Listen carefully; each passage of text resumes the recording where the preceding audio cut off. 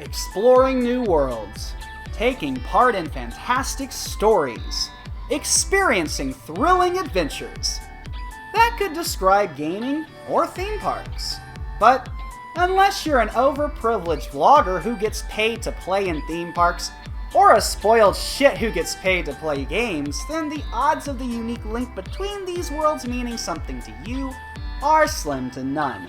So, with great entitlement comes great responsibility and arrogance. So, it's time to unite the worlds of gaming and theme parks. Please note, this is not a paid endorsement for the new Super Nintendo World at Universal Theme Parks, the first of which will be opening in Universal Japan late this year, followed by locations in Hollywood, California, and Orlando, Florida, with those opening dates to be determined in the future. The easiest example of the gaming theme park link is Bioshock. Look no further than that game's entrancing opening sequence. The slow submarine voyage into Rapture is one spellbinding ride, and it gave gamers the first of two very special memories. The first time we saw Rapture, and the first time we saw boobies. These things are unrelated. It's just the only other sight that could compare to the beauty of Rapture. But honestly, those boobies stood little chance against the awe-inspiring sight of Rapture. But that one little ride within the game is not the special link. Rather, it is the world of Rapture that you fight, journey, and traverse through that gives us a glimpse of an entire theme park inside a video game. When you compare a game and a theme park, I've found there are two categories. One would be a game that takes place in the park, a huge space to explore with a variety of experiences housed within. And the other would be an attraction, like you'd find in a theme park.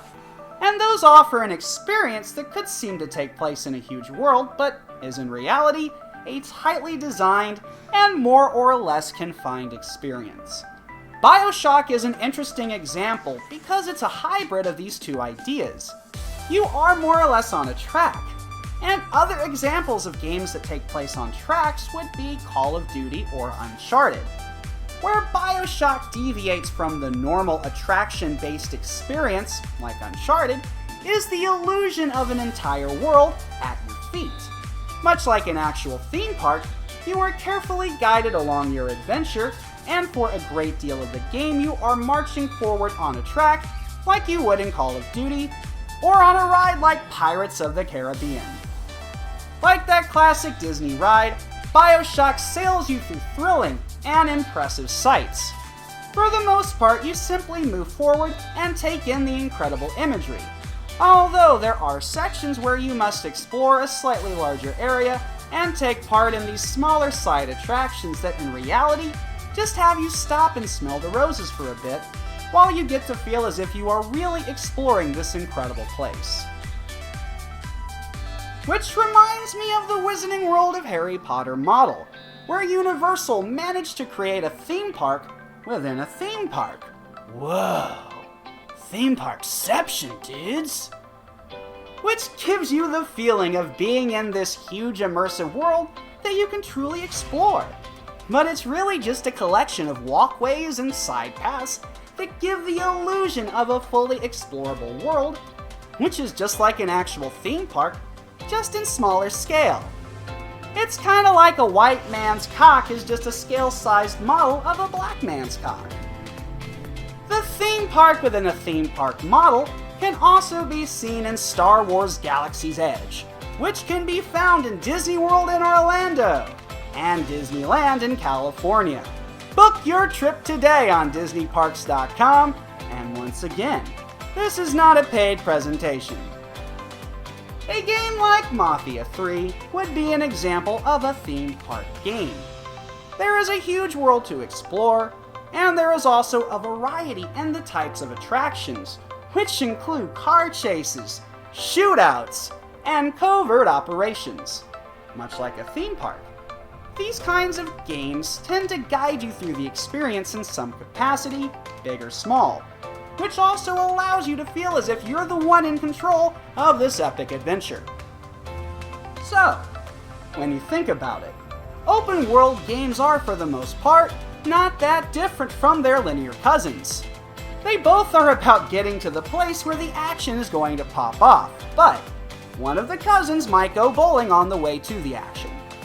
Personally, I do not think either variation of game is better than the other. Making an entire theme park, however, is a hell of a lot harder than making a fun, simple attraction. It also costs an assload more, but both can be fun. Even if there are times when I would rather just get on the fucking ride instead of traipsing all over the damn park, just for 10 minutes of fun. And then, yep, wouldn't you know it, you get to wander through the park again for another 10 minutes of fun. I did not say one variation was better, but I do think it is easier to make a fun attraction than it is to make a fun theme park. And I simply don't see the benefit of everything taking place within a theme park. For one thing, a hell of a lot can go wrong when you try and build the park instead of just focusing on the fun attraction. Think of the opening of Star Wars Galaxy's Edge. It's hard to think of a Star Wars mini park having such low attendance in its opening months, but that is exactly what happens when you think the world itself matters more than the rides. If there is nothing fun to do in the park, then you have no reason to journey through it, and that means no reason to cha-ching invest in it. See, I told you this was not a paid presentation. Not even if you count the paycheck I just got from someone who I assure you is in no way, absolutely no way, connected to Universal. You can build a huge, beautiful world, but exploring that world, no matter how grand or how beautiful, will be fun for about a day. Think of one of the best open world games of all time, Breath of the Wild. You may think, well, that game is just exploring the open world. But is it really? See, Breath of the Wild is a rare creature. The open world compels you to be there, and it kinda seems like the open world is all there is. But it's all that fun that hides within the world that keeps you there for actual months. Most of the time, we explore the world to get on the attraction for our fun, and sure, we find fun in the exploration of that world, but most of the time, that is incidental to the fun of the attractions within that world. Yet, Breath of the Wild made the exploration the attraction, and that means you never get off the ride, even as you journey through the park, because the park is the ride, and the ride is the park. We surely find our own fun exploring the worlds of other games, but the main attraction of Breath of the Wild is the world, which meant everything you do in that world has to be fun. There has to be a reason to explore, and that means exploring has to be fun, which means you need fun activities to fill that world, but also, the basic mechanics of that world need to be as fun as a main attraction. Now sure, that all sounds really easy, but if it was, we'd be up to our dicks in Breath of the Wild type games. Now, I know that being up to your dick in something doesn't sound like a lot, but when your dick is so massive that you have to coil it around your body and wear it as a hat, well, just ask your granddad if it was a lot. Now, I am sure a lot of you are wondering, is Minecraft the theme park or the attraction, or is it a hybrid? And the answer is, it's none of the above! Minecraft is building the theme park or attraction, and I'm sure that can be fun, if you enjoy building the park instead of, getting to enjoy it.